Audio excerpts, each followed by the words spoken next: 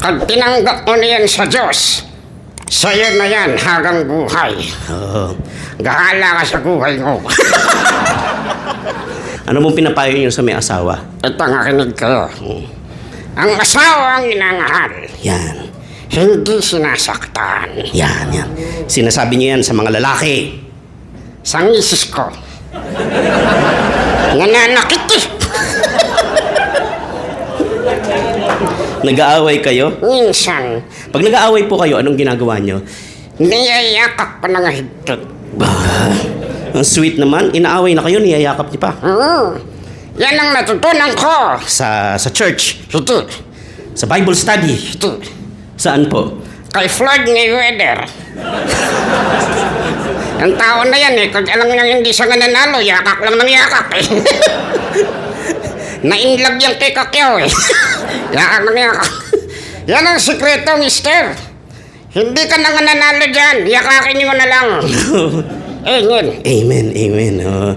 Ako naniniwala, what God has put together, let no man put asunder. Yan. Pag tinanggap mo na yan sa Diyos, sa'yo na yan hanggang buhay. Oo.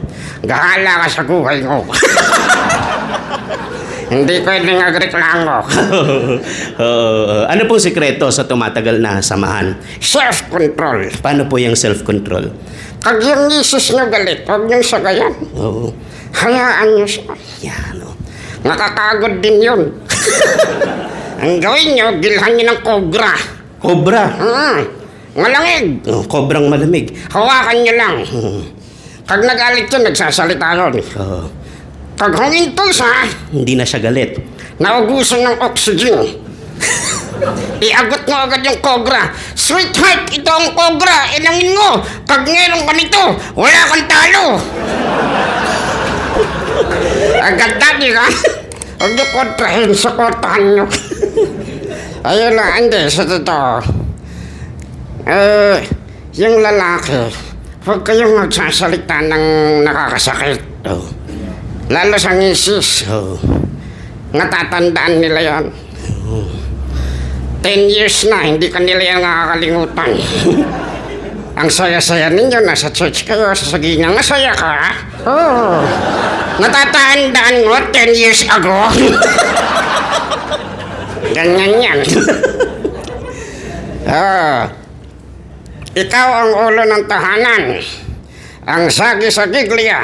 Ngahalin ang iyong asawa gaya ng pagmamahal ng Panginoong Hesus sa kanyang iglesia. Kung gusto mong irespeto ka ng asawa mo, ngahalin mo siya ng ngahalin. Irerespeto ka nun. Amen? Amen. O nga una na ako. Saan po? Sandali. Uy, lumulutang ako. Gisa, fracture na. Saan ako? Sino to? Akala ko si San Pedro. Ano to? Men's conference? Oo. Gisa Christi. Sa susunod na conference nyo, hindi na kayo kasa dito sa church.